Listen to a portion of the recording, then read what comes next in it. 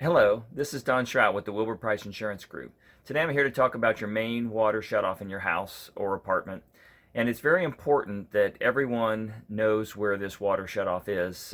So if you have a teenage child that comes home from school and is home alone for a while, they should know where it's at. Your spouse should know where it's at, and also know how to turn it off. There's basically two types of faucets. The standard type that are round where you turn it clockwise to turn it off and counterclockwise to turn it on.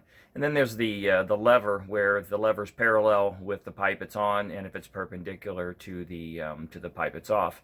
It's also a good idea to at least once a year to turn it on and off, just to use the valve, and so it doesn't get stuck. So in an emergency, if you need to turn it off, it'll shut off. And one important thing is if your spouse is taking a shower, I wouldn't pick that time to turn it off. So make sure no one's using water, and turn it off and on a few times, just to make sure that the valve's working, and then you should be good. And then a lot of times, like in my basement, the valve is not in an easy place to find, so it's hidden. And so it's important to know where that is, and let everyone know. So I'll show you where mine is, and I'll show you how it's turning on and off, and then we'll go from there.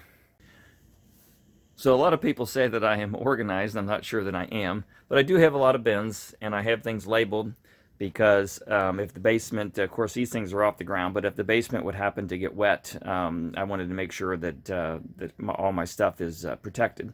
But as you can see here on these shelves, I put on there the water shutoff so that if my wife forgets where it's at, she knows about where it's at, she can kind of find it. Now there's some bins in the way, so I'll go ahead and remove those, and then we'll open the little door.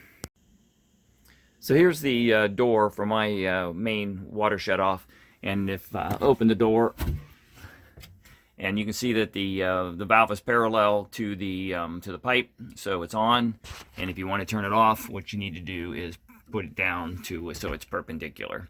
So that is off, and then you want to run this back and forth a few times when you're checking it each year, just to make sure, just to loosen the valve up, so that if there's any, I guess it's calcium that builds up in the pipes on the connections, so that loosens all that up, so it's not stuck if you want to turn it off. This is the other type of shutoff I was talking about. So this is what a lot of houses have. Mine happens to have that lever like I showed you. So on this type of valve, clockwise is closed and counterclockwise is open. So again, I would these tend to freeze up a little bit more over a long period of time if you don't use them. So I would recommend at least once a year turning it on and off a number of times. When you come down, just do it 2 or 3 times each, maybe every 6 months. And that way, it's if you have a problem, you know that you'll be able to turn it off.